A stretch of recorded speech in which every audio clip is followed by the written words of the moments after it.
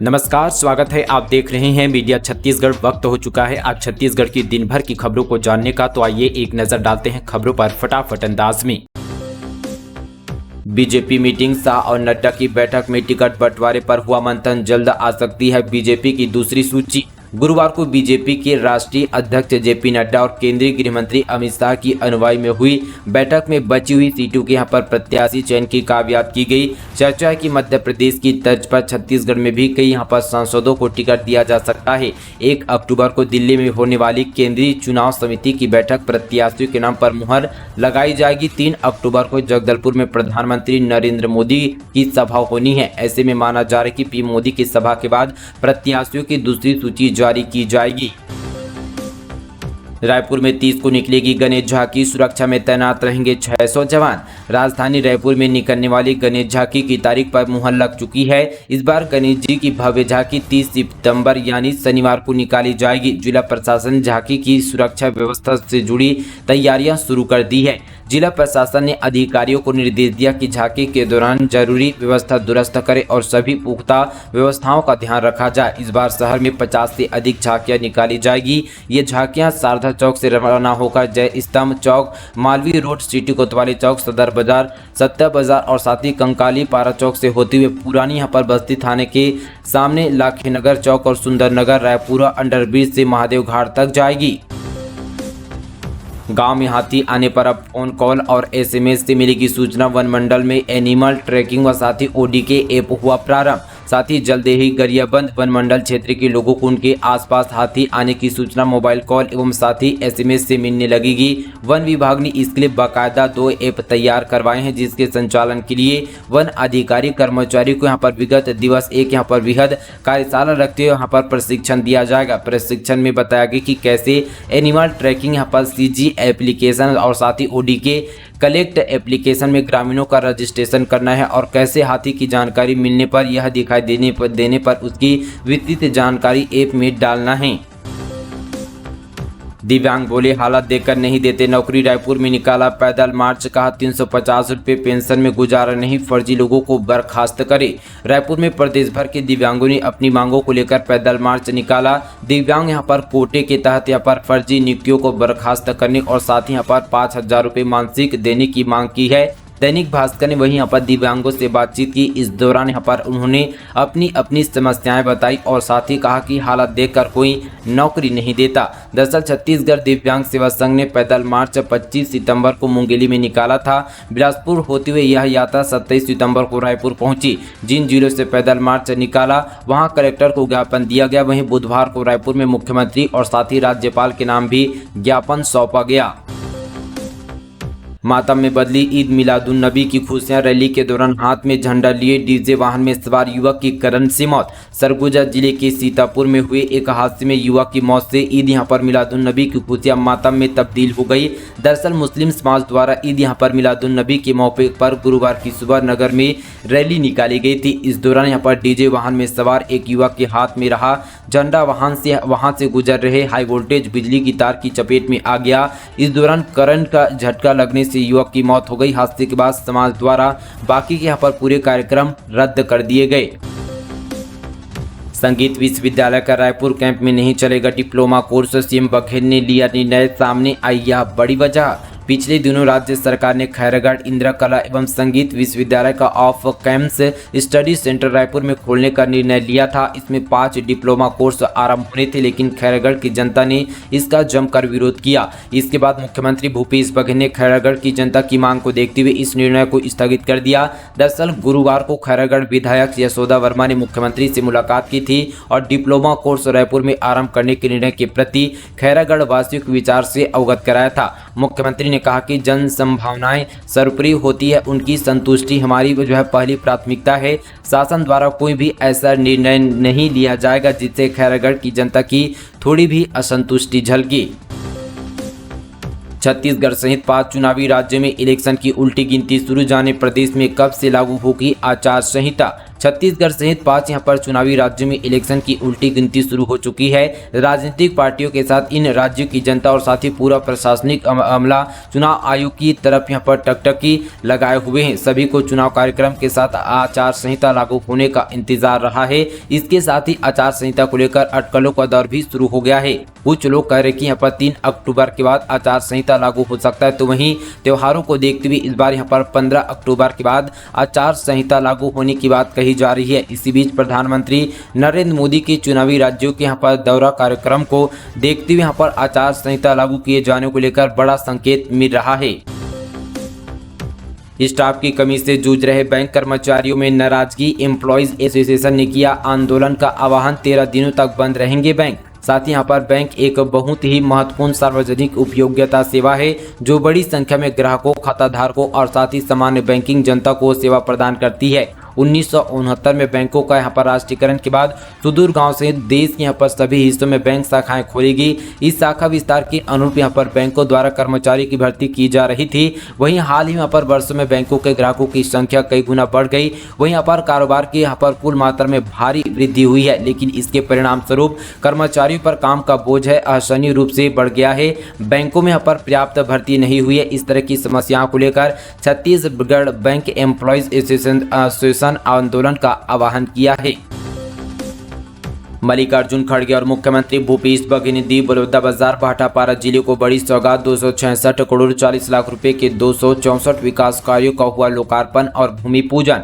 राज्यसभा में नेता प्रतिपक्ष मल्लिकार्जुन खड़गे और मुख्यमंत्री भूपेश बघेल ने बलौदाबाजार भाटापारा जिले के ग्राम सुमा भाटा में 266 करोड़ 40 लाख रुपए की लागत के 264 विकास कार्यों की सौगात दी, जिसमें 90 करोड़ 35 लाख रुपए की लागत के 114 विकास कार्यों का भूमि पूजन एवं 176 करोड़ रुपए की लागत के 150 विकास कार्यों का लोकार्पण शामिल है। फिल्म पॉलिसी बनने के 2 साल बाद भी कलाकारों को लाभ मिलने का इंतजार। नियम कानूनों में उलझा संस्कृति विभाग। छत्तीसगढ़ सरकार की तरफ से 2 वर्ष पहले प्रदेश की पहली फिल्म नीति बनाई गई थी, लेकिन अभी तक उसका क्रियान्वयन नहीं हो सका। इन 2 वर्ष में प्रदेश में 20 से ज्यादा हॉलीवुड सहित अन्य फिल्मों की शूटिंग हुई है। नियम कानून में ऐसी उलझन की अभी तक किसी को अनुदान नहीं मिला है। निर्माता निर्देशक अनुदान के लिए आवेदन भी नहीं कर पा रहे हैं। फिल्म नीति का क्रियान्वयन करने के लिए संस्कृति विभाग को यहाँ पर नोडल एजेंसी बनाया गया। संस्कृति विभाग अभी तक फिल्म नीति के बारे में स्पष्ट नियम नहीं बता पा रहे हैं। अंधकार में जीवन। छत्तीसगढ़ का एक ऐसा गांव जहां अब तक नहीं पहुंची बिजली, पानी और सड़क, कुंड बना सहारा। कांकेर जिले में अंतरगढ़ ब्लॉक के उतेली गांव के आश्रित गांव नीलेगोंदी के ग्रामीण कई सालों से गांव में मूलभूत सुविधा बिजली, पानी और सड़क की मांग करते आ रहे हैं, लेकिन आज तक उनकी मांग किसी ने नहीं सुनी। मूलभूत सुविधाओं के लिए मांग करते करते ग्रामीण थक चुके हैं। अब ग्रामीण इस आस में है कि आखिर कब और कैसे कौन इनकी सुध लेगा, क्योंकि कलेक्टर और क्षेत्र के विधायक सहित तमाम जनप्रतिनिधियों से ये सड़क और पानी जैसी मूलभूत सुविधाओं की मांग करते करते हार चुके हैं। छत्तीसगढ़ में अडानी इंटरप्राइजेस को लगा बड़ा झटका। एनसीएल ने लौह अयस्क का उत्खनन ठेका को किया रद्द। एनसीएल ने बैलाडीला के डिपोजिट 13 में लौह अयस्क का उत्खनन को लेकर अडानी इंटरप्राइजेस से किया गया अनुबंध रद्द कर दिया। इस निर्णय के बाद अब साथी बैलाडीला के नंदराज पहाड़ी अडानी के बंधन से मुक्त हो गई है। इसका आदेश एनसीएल ने 28 अगस्त 2023 को जारी कर दिया है, लेकिन इस मामले का इतने दिन बाद खुलासा हो पाया है। इस जिले में सामने आई विचित्र किस्म की ठगी। गाँव वालों से 500 रुपये लेकर कहा अब राशन कार्ड से मिलेंगे 1 लाख रुपये। सरगुजा जिले में ठगी की वारदातें थमने का नाम नहीं ले रही है। बता दें कि सरगुजा जिले के सीतापुर ब्लॉक के 12 से ज्यादा गांव के ग्रामीणों से एक युवक के द्वारा 500 और 1000 रुपये लेकर उन्हें लाखों रुपये देने का वादा किया गया। उन्हें अपने झांसे में लेकर ठगी की गई है। इसको जो है ठगी का शिकार हुए ग्रामीणों ने लिखित आवेदन तैयार कर सीतापुर स्थित सर्किट हाउस पहुंचे। सरगुजा कलेक्टर कुंदन कुमार और एसपी सुनील शर्मा से मुलाकात कर इसकी शिकायत की गई। कलेक्टर ने मामले की जांच कराकर जल्द से जल्द कार्रवाई करने का भरोसा दिलाया है।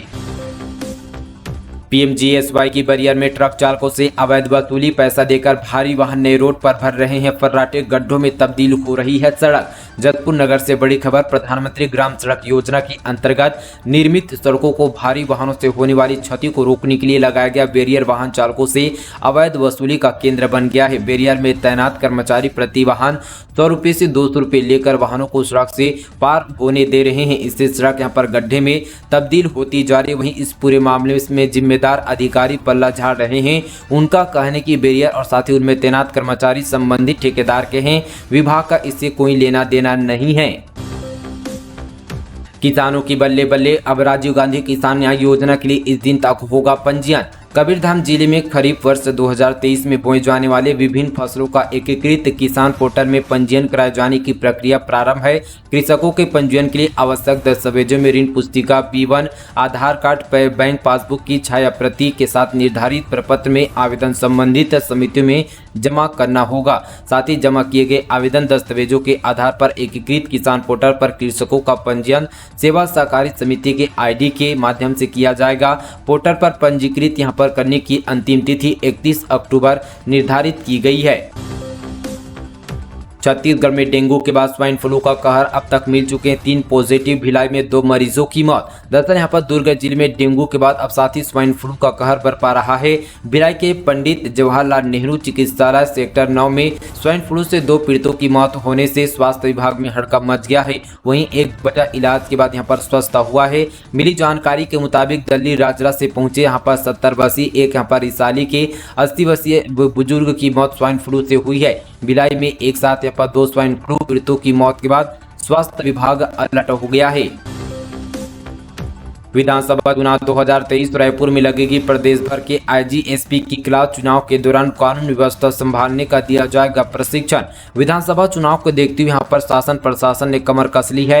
निर्वाचन के दौरान यहाँ पर कानून व्यवस्था बनाए रखने के लिए शुक्रवार को प्रदेश भर के IGSP और साथ ही ASP रायपुर में बैठक होगी। स्टेट लेवल मास्टर ट्रेनिंग कार्यक्रम के लिए आज यहाँ पर सभी अफसर राजधानी में जुटेंगे, जिसमें पश्चिम बंगाल और साथ ही तमिलनाडु के चीफ इलेक्शन अफसर पुलिस अफसरों को ट्रेनिंग देंगी।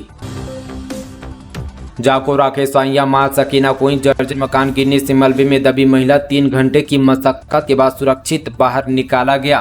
साथ ही यहाँ पर जाको राखे साइया मार सके ना कोई। दरअसल ऐसा ही एक घटना साथ ही मुंगेली जिले के लोरमी विधानसभा क्षेत्र से सामने आई है, जहां पर लीलापुर गांव में जर्जर मकान के गिरने से मलबे में बुजुर्ग महिला दब गई थी, जिसे सुरक्षित बाहर निकाला गया।